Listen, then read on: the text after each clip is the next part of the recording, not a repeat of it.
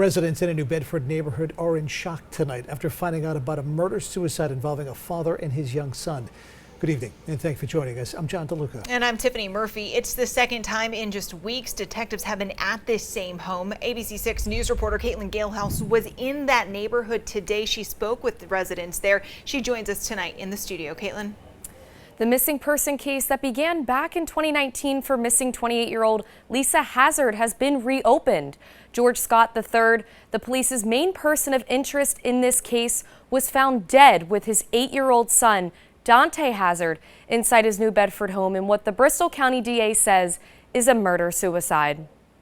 It's a very serious and tragic matter, certainly for the family of the deceased. You know, it appears again you have a young child who is deceased and it appears has died in a violent way, and we'll just have to wait for the cause of death from the medical examiners. District Attorney of Bristol County Thomas Quinn says police conducted a search in the house about 2 weeks ago in relation to the missing case of Hazard.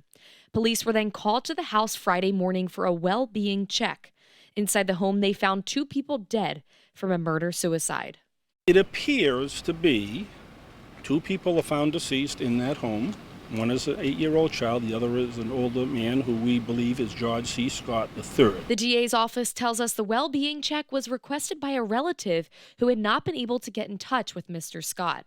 There were several knives located in the home, and the investigation is ongoing. There'll be forensic testing of the evidence. According to the Bristol County DA's missing person website, Hazard left the home of her son's father, George Scott, to check into rehab, and she has not been seen since. I'm pleased that that we've been working on the case, and again, special I think credit to the Fall River Police for their work and state police in investigating her disappearance.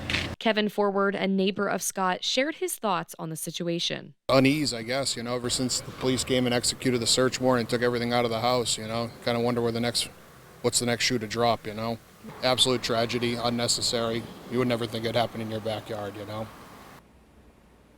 The case is part of the ongoing investigation into Hazard's disappearance.